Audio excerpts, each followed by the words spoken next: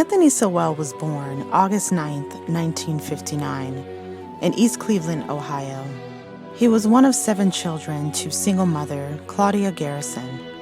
Sowell lived in a bit of a full house, being that his 7 cousins lived in the home as well, that belonged to his mother's sister that passed away from a chronic illness. According to the other family members, Sowell witnessed a lot of abuse in his home, but it was said that the majority of the abuse was placed upon his cousins by the hands of his mother many times while him and his siblings watched. It was said that they were tied to railings many times while being abused and humiliated in front of him and his brothers and sisters.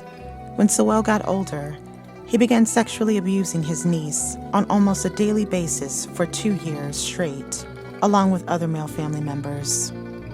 The town Sowell grew up in was mostly a middle-class town, but moving towards the late 70s, the town started deteriorating.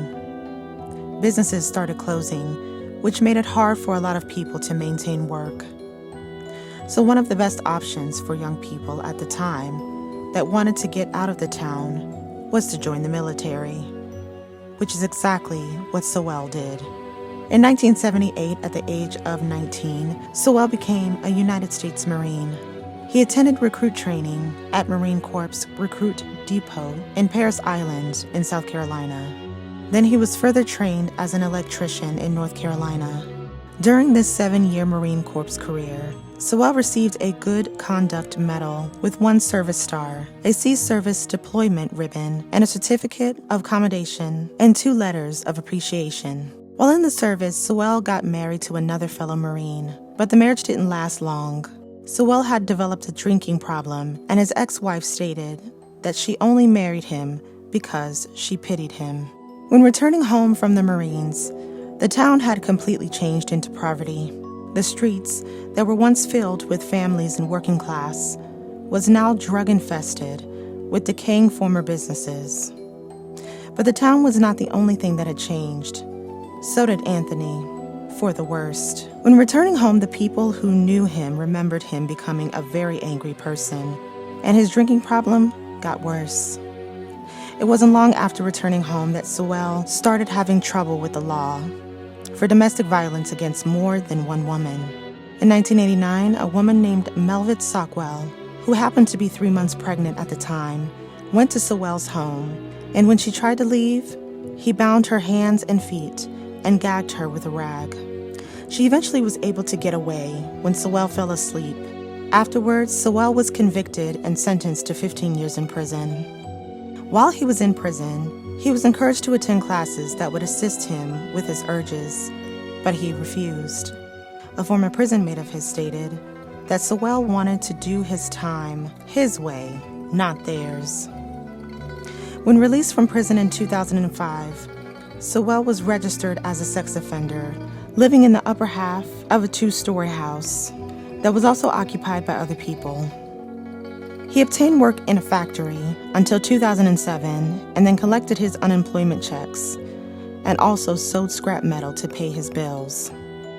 But not long after coming home, several women started going missing. There was a pattern with the types of women that were missing.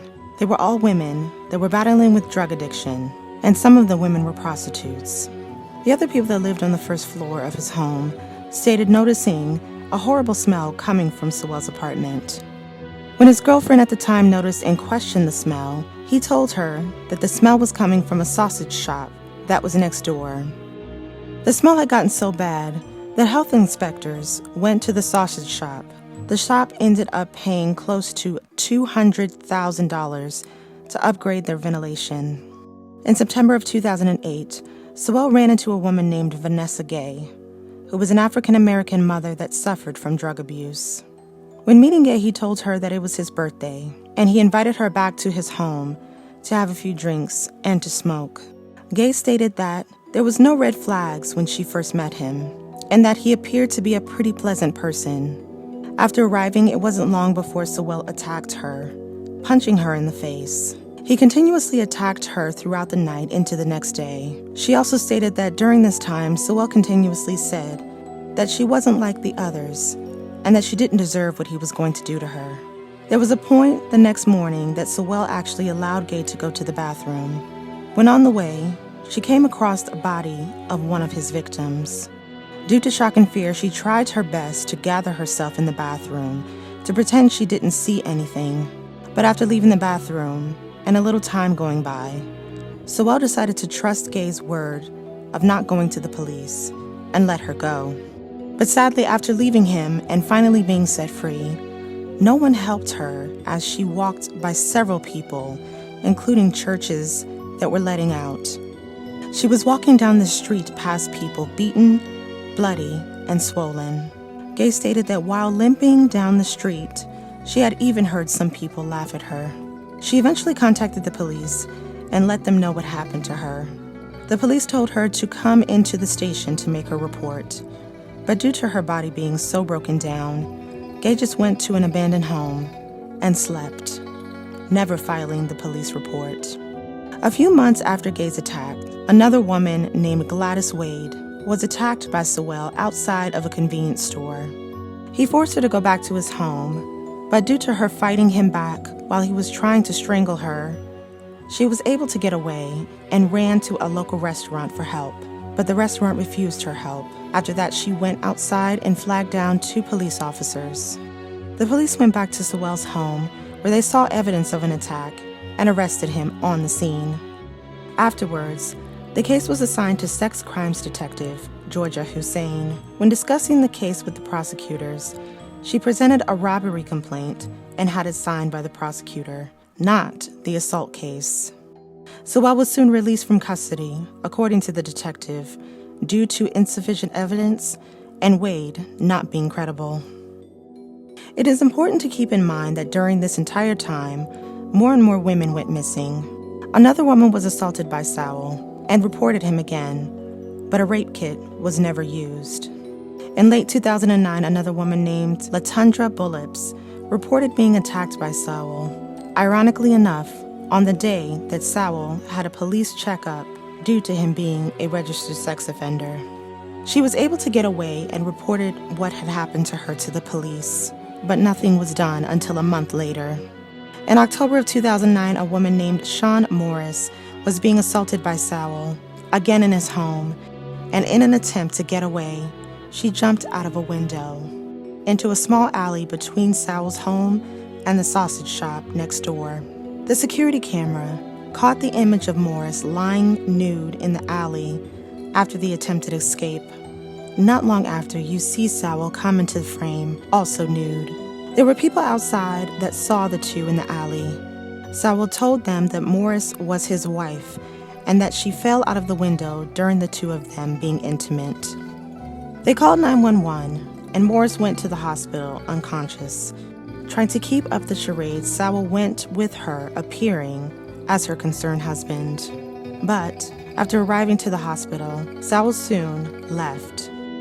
Morris was unconscious for 3 days, and when waking up, Morris asked the nurse to call her husband to make him aware of what had happened to her. The nurse told her that her husband was aware because he rode in the ambulance with her. She quickly told the nurse that the man who was with her in the ambulance was not her husband. While still in the hospital, Morris was contacted by Sowell, who threatened to harm her if she told anybody what actually happened, which scared her into not pressing charges against him. It would be after that Latundra Bullips finally spoke with the police and filed a report against Sowell. It was then that they got a search warrant for Sowell's home, and when searching the home, they were not ready for all that they would find. They found 11 different sets of remains around the house and in the backyard.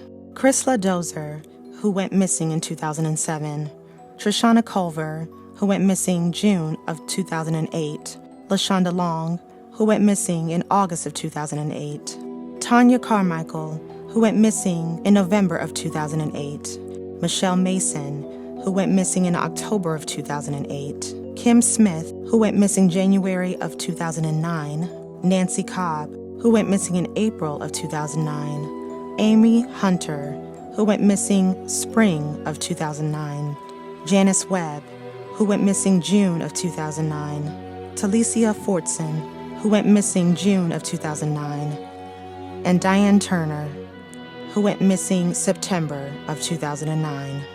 Most of the victims were murdered by strangulation, and the others were gagged. When arriving to the home with the search warrant, Sowell was not home, but he was aware that the police were searching in his house and looking for him. He met with his sister at a point 2 streets down and let her know that all that she was about to hear on the news about him would be true, and that he didn't know why he did the things that he did, but that he loved her and that he had to go. After leaving her, Sowell was captured not long after and taken into custody. When it came to his trial, it was delayed several times, but eventually started June 6 of 2011. Sowell was charged with 11 counts of aggravated murder and 74 counts of sexual assault, kidnapping, tampering with evidence, and abuse of a corpse. He pleaded not guilty by reason of insanity, but later changed his plea to simply not guilty. On July 22, 2011, he was convicted on all but 2 counts.